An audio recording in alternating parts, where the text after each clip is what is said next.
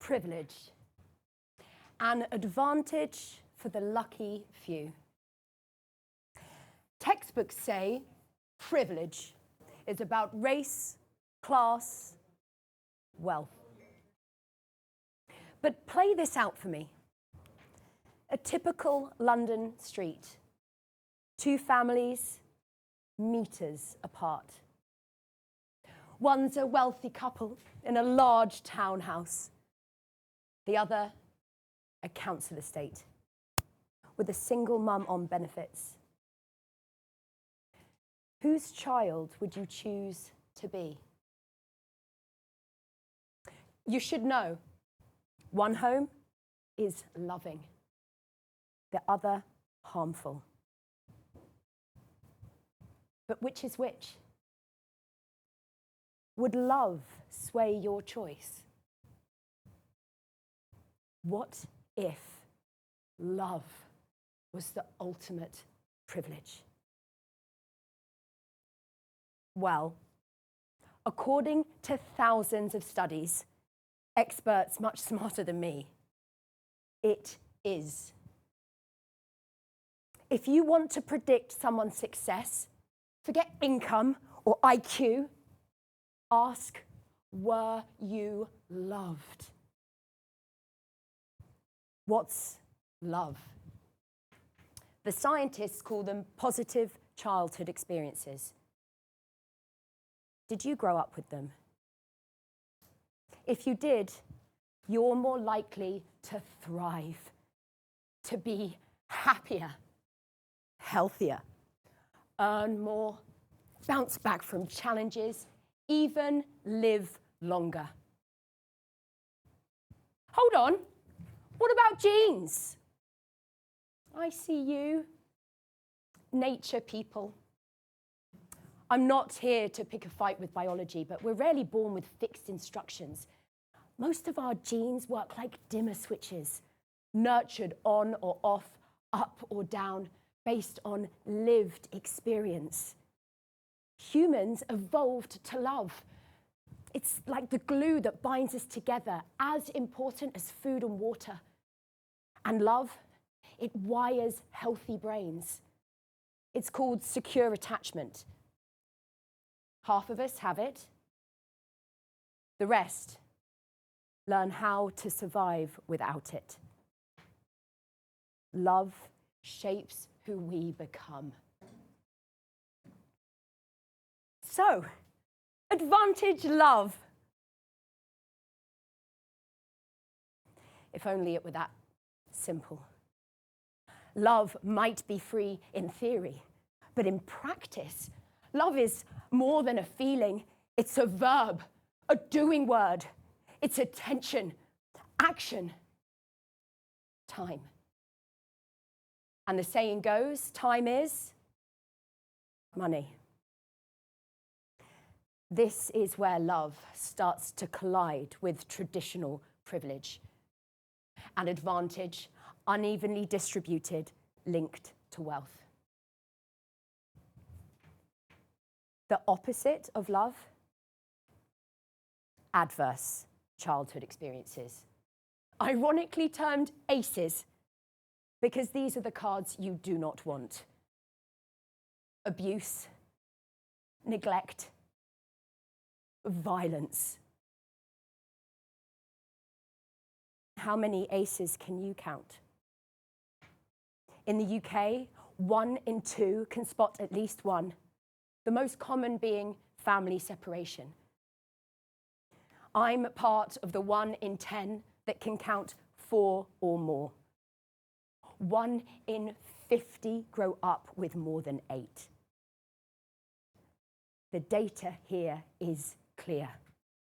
The more ACEs or more severe your experience, the worse the consequences for your brain, body, your behavior. But here's the kicker. How do you think ACEs are distributed? They follow a social slope. The poorer a child, the more likely they are to experience multiple ACEs. They're also more exposed to stress, which increases the poorer you are. Stress limits our capacity to love, to be patient and emotionally regulated. One study found it's like lowering a parent's IQ by 13 points. Think about it. The more bandwidth going on living, the less available for loving. I'm sorry, that's not all. The research says the most important thing you can give a child is quality time. Talking, reading, playing. Parents, you should know, it's the quality of the time that matters more than the quantity. But the research says the poorer a child, the less they get. What does all this mean? Well, don't have the misfortune of being born poor, because the greater the risk in lapses of love. This isn't about bad kids or bad parents. It's about who won the life lottery, your postcode, who you were born out of, based on decades of inequality that dictate the haves and the have-nots. What cards were you dealt? Because poverty changes the stakes. It makes life harder. It makes love harder to practice. But I didn't say rare. Because love is nothing short of magnificent. It perseveres, it prevails, making it all the more extraordinary. You do not need money to love. In fact, love is so remarkable, it bridges the gaps society leaves behind. Poorer homes rely more on family and community. And many children defy disadvantage thanks to the love of dedicated parents. Because, yes, the statistics speak for themselves, but behind each are individual stories, like our families from the start. Let me tell you about the two Lisas. This is my girl, Lisa Goodchild, winning at the British Diversity Awards for her charity work. Lisa grew up as the poorest kid on her estate. Her dad wasn't around. Her other male role models, in prison. Her mum had her selling drugs at 13. She left school with 1 GCSE. What do you think the chances of Lisa ending up here were? Cue love. Auntie Nessie, her nan and granddad, a supportive community who didn't let Lisa fall through the cracks. Then a professor who saw something in her, meaning Lisa graduated university with a first. Then a group of high-profile mentors who put their arm around Lisa and encouraged her to dream big. Now, even though the risk of ACEs might be lower for someone with traditional privilege, please, never assume they were made to feel loved or safe. If you were to walk past Lisa Michael's large townhouse, you'd see a Rolls Royce on the drive. You might not notice the swimming pool because there wouldn't be any children playing in it. Lisa's abuse wasn't obvious or in your face.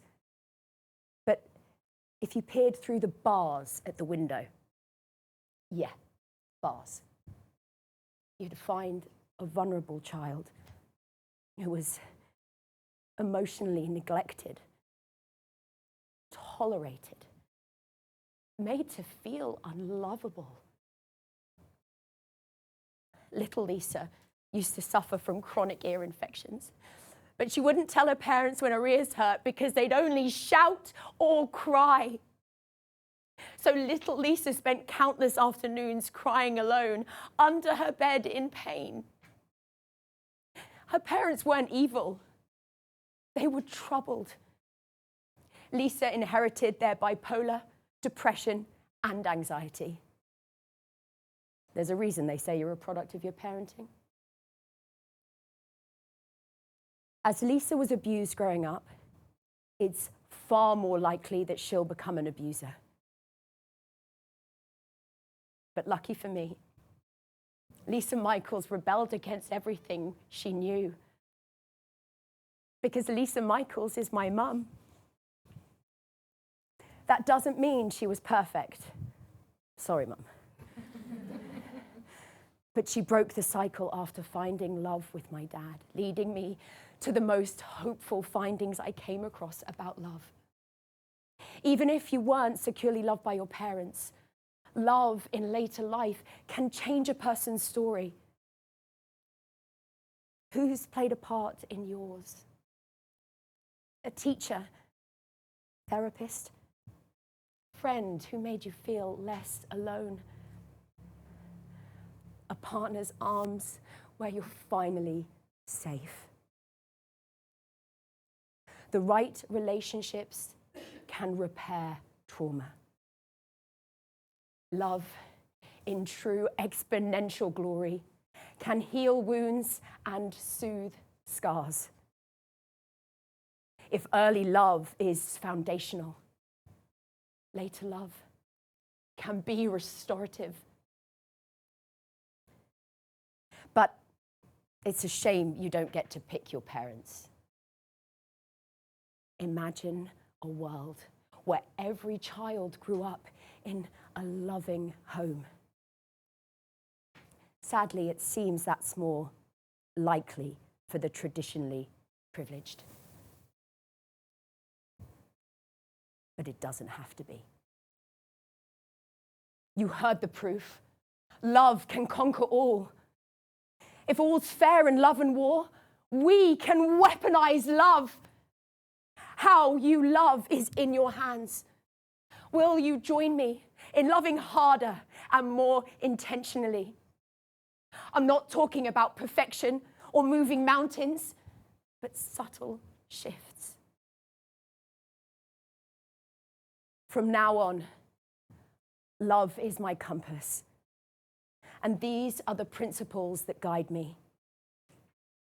1, choose love. That doesn't mean I became a stay-at-home mum. I love my job too much. And a happy mum is a happy kid. It does mean reminding myself multiple times a day when it all gets too much. Motherhood is a privilege, and to cherish the years while my girls are small. Oh, but don't forget to invest in the most important relationship I'll ever have. The one with myself.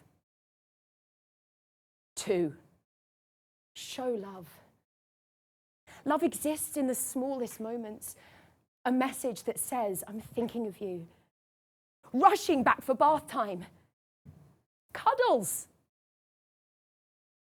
Let's live eyes up, phones down, hearts open.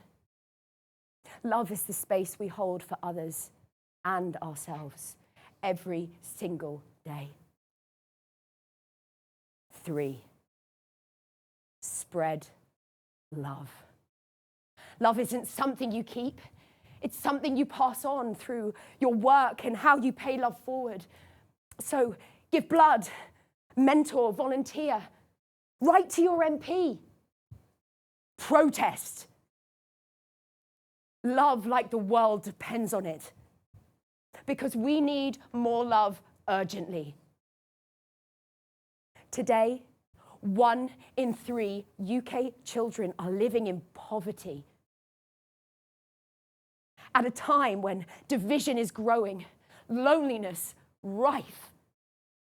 Remember, love is a super privilege. So how you love matters now more than ever. Love is privilege. And it's the only one powerful enough to rewrite the rules. Thank you.